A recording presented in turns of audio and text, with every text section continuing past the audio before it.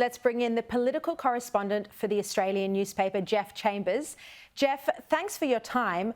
Look, this is fascinating, the way Labor and the Coalition are lining up on this issue of coal-fired power stations, and quite amazing comments from Chris Minns on Ben Fordham this morning. He's so worried about there not being enough dispatchable power that he put on the table the option of buying Eraring back from Origin.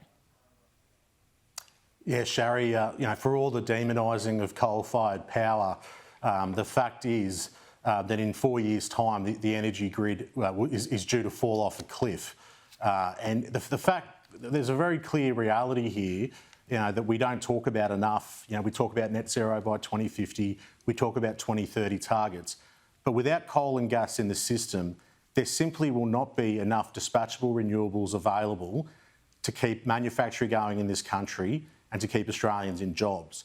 And I think that Australian households and businesses are very sceptical, particularly in an election campaign, when they're facing these record spikes in energy bills, both electricity and gas. I just find it very unbelievable that Chris Minns, the leader of the Labor Party, is going to buy or set up an arrangement that a Minns government will purchase the Eraring coal-fired power station. But in saying that, whichever side gets into power in a few years' time, they might not have any alternative but to do something this drastic. So we've got this situation where the Snowy Hydro scheme is delayed. The Kurri Kurri gas peaker, which has been a lot of bluing about, is also delayed.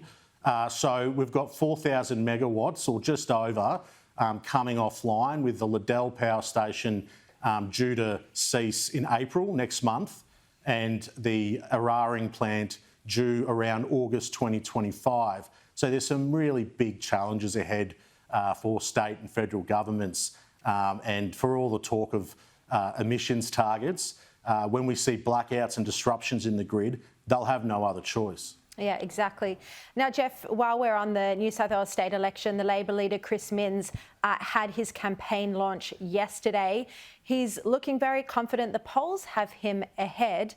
Do you think it is likely that we will have wall-to-wall Labor across the country?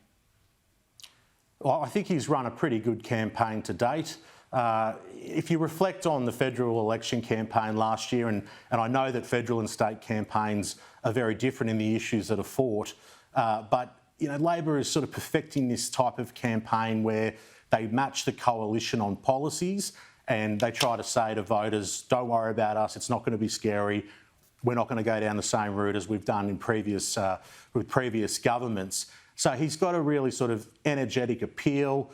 We're coming off the back of 3 terms of Liberal rule, 4 premiers, plenty of scandals. So I think this election is Chris Minns' to lose. But in saying that, I mean, we always see things tighten up as we head towards polling day. And Perrottet has managed to do that. And then it comes to a point of, will Minns win enough seats to form a majority government? Or are we looking at some horse trading that goes on? Because I imagine that the Greens are going to continue to increase their presence in the New South Wales Parliament. Yeah, and less than 3 weeks to go until election day here in New South Wales. Now, last week in the program, we exposed what appears to be a case of blatant pork barrelling by the Albanese government. This is related to the mobile Blackspot program. 40 out of 54 funding allocations awarded in the first round of funding, $40 million, went to Labor-held seats, 40 out of 54. The opposition, David Coleman, he's Shadow Communications Minister, he's today called for an inquiry. We can reveal that news exclusively. He's written today, sent a letter calling for an inquiry. His letter to Senator Sarah Hanson-Young on the issue. He does need Greens or crossbench support. You can see that letter here. Geoff, look, this does seem blatant. The government is trying to say, Michelle Rowland is trying to say, this isn't pork barrelling. These were commitments made during the election, so it didn't have to go through a formal process of the department.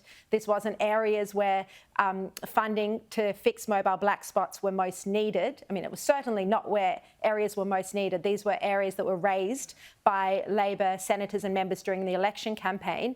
Do you think there will be an inquiry here? The Greens would have to support it. But look, they did support a lot of inquiries into government programs under the Morrison administration.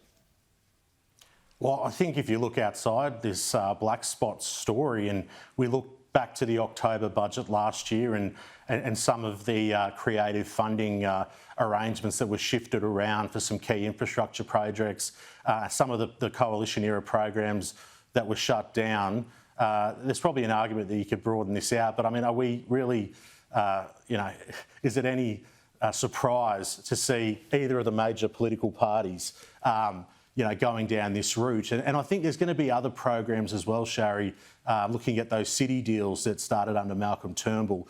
I think Labor are looking at, tinkering and amending those. So I think, it'll be a real test for the Greens and for the Teals, who talk about integrity in politics, as to whether, they support the coalition down this route. And as this term goes on, we'll see more of it, and it'll become, more and more of an issue. Now, Labor Senator Pat Dodson has called out his own government for what he claims is inaction on Indigenous deaths in custody. He calls it a national disgrace. What needs to be done here? Well, I think, all Australians are frustrated when we see governments bringing out closing the gap reports and showing that each year on year we're not hitting the targets. And, these issues are complex, they're intergenerational, whether it's family violence, deaths in custody, higher unemployment, and particularly in those regional and remote areas. And, there isn't a consistent approach. And I guess there can't be the same approach across the country when we're tackling these issues. But I think Senator Dodson makes a pretty obvious point here that, with all the talk about the voice and waiting for a voice to Parliament, and we'll see what happens with the referendum later this year, there really is no time to waste. I mean, whether it's the federal government in partnership with states and others, they've got to move and take action now. You can't just wait until after October and say, well, we'll get that advice then. These things they're real and they're pressing, and they have to do something about it.